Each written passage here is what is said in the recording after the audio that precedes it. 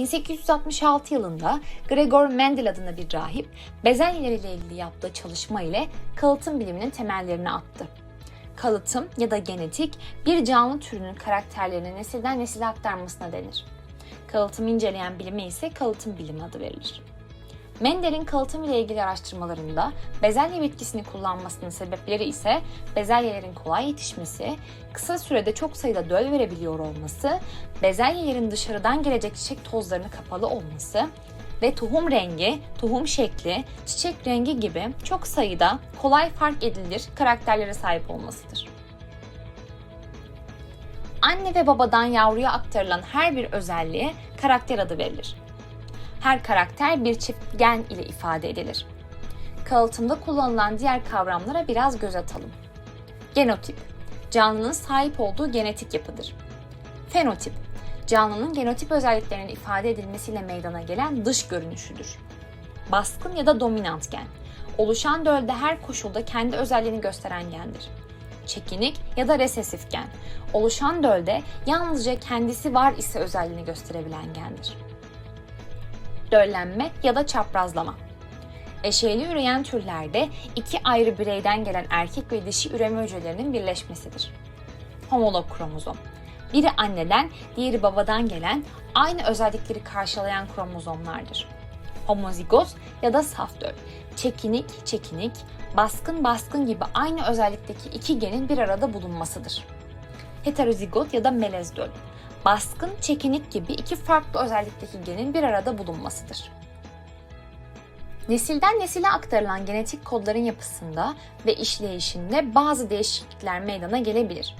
Eğer bu değişiklikler genetik kodun yapısında meydana geliyorsa buna mutasyon denir. Mutasyonlar üreme ya da vücut hücrelerine meydana gelebilir. Üreme hücresine meydana gelen mutasyon bir sonraki nesle aktarılır. Radyoaktivite, yüksek sıcaklık, kimyasal maddeler gibi çevresel faktörler mutasyona sebep olabilir. Mutasyonlar, gen mutasyonu ve kromozomal mutasyon olarak ikiye ayrılır. Gen mutasyonları genetik kod üzerine meydana gelen mutasyonlarken, kromozomal mutasyonlar kromozom yapısını ve sayısını değiştiren mutasyonlardır. Down sendromlu bir bireyde 46 yerine 47 kromozom bulunması kromozomal mutasyonlara örnektir. Mutasyonlar canlıların gereksinimleri sonucu oluşmaz. Çoğunlukla canlılar için zararlıdır. Zararlı olmayan mutasyonlar bir sonraki nesle aktarılırsa kalıtsal çeşitliliği meydana getirir.